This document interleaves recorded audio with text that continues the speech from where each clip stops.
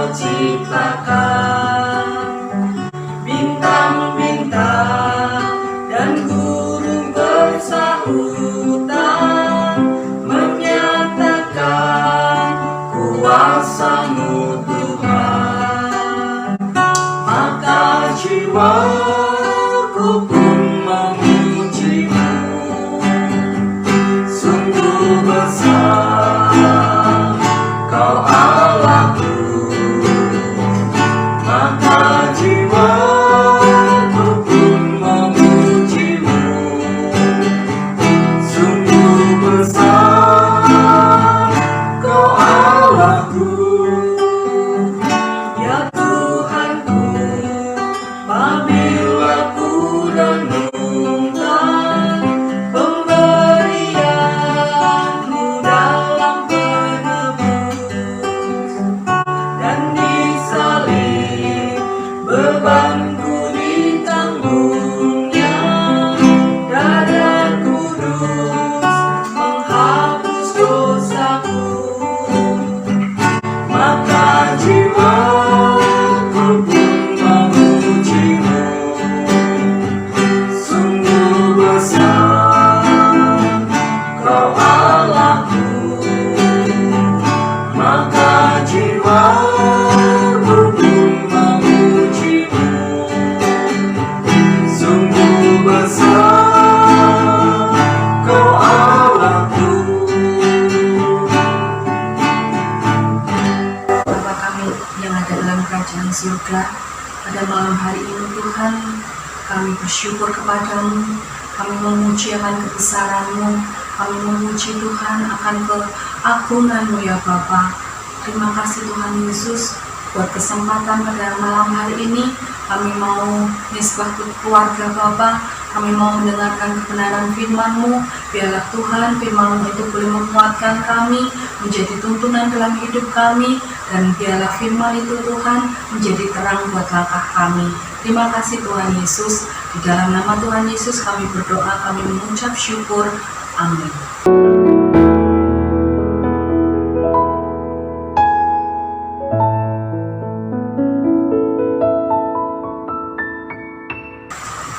Shalom saudara semuanya, kita akan belajar sedikit firman Tuhan.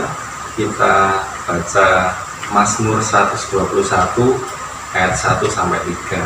Ayat 1 dibacakan oleh Anet, ayat 2 dibacakan oleh Kensi, ayat yang ketiga kita akan bacakan bersama-sama. Nyanyian saudara, aku melayangkan mataku ke gunung-gunung, dari manakah akan datang pertolonganku? Pertolonganku ialah dari Tuhan, yang menjadikan langit dan bumi. Dia takkan membiarkan kakimu goyah, penjagamu tidak akan terlelap. Pada saat kita tidak bisa menolong diri kita, apa yang akan kita lakukan? Kita tentunya mencari pertolongan kepada orang yang lebih kompeten. Itu adalah suatu hal yang biasa. Kita mencari pertolongan pada saat mobil kita contohnya mengalami kerusakan. Pasti kita mencari seorang ahli untuk membantu masalah yang kita hadapi.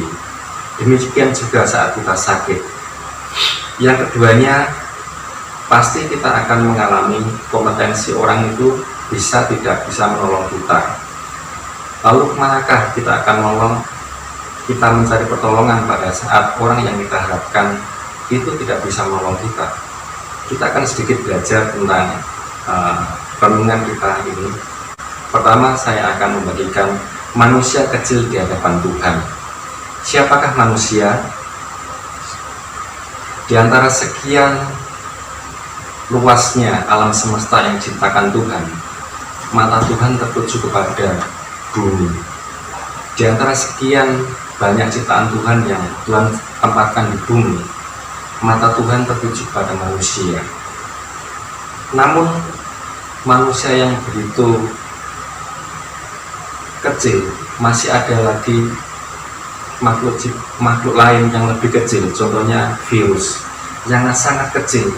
Mungkin kalau kita ukur, dia bisa sepersekian puluh juta lebih kecil daripada manusia. Namun manusia kenyataannya tidak berdaya pada makhluk yang sangat kecil ini. Seperti kalau kita belajar di firman Tuhan, Tuhan memakai tulah sampar yang dipakai dalam kedaulatannya untuk mengajar manusia. Bahkan sangat mungkin sekali virus corona dipakai Tuhan untuk mengajar manusia pada zaman ini. Apa yang akan kita lakukan, andalkan sebagai manusia? Apakah kekayaan kita? Apakah kesehatan kita? Keluarga kita? Atau iman yang besar dari kita? Kita semua harus tunduk pada kedaulatan Allah yang perkasa. Kepada siapakah pertolongan kita? Pemazmur katakan, gunung adalah suatu simbol pertolongan dewa-dewa. Tapi sebagai orang percaya, pemazmur tahu bahwa Gunung Sion adalah pertolongan yang sejati. Seperti para pemazmur diberikan kehendak oleh Tuhan dalam kehendak bebasnya untuk memilih pada gunung manakah yang diharapkan sebagai pertolongannya. Aku melayangkan ke gunung-gunung, dari manakah datangnya pertolonganku. Bagaimanakah dengan kita? Marilah kita berdoa dengan kerendahan hati, agar Tuhan sendiri yang memimpin iman kita kepada pertolongan yang sejati. Menerima didikan Tuhan kepada kita manusia yang tidak berdaya, supaya kita menemukan Tuhan dalam setiap pergumulan kita. Pertolonganku adalah dari Tuhan yang menciptakan langit dan bumi. Yang kedua, saya akan bagikan tentang Yesuslah satu-satunya jawaban atas keselamatan jiwa kita. Siapakah penjaga jiwa kita? Pemazmur katakan, apakah diri kita, orang tua kita, keluarga kita? Pasti tidak akan ada yang mampu untuk menjaga jiwa kita. Hanya Tuhanlah jawaban. Penjagamu tidak akan terlelap, dikatakan oleh pemazmur. Tuhanlah adalah penjaga jiwamu.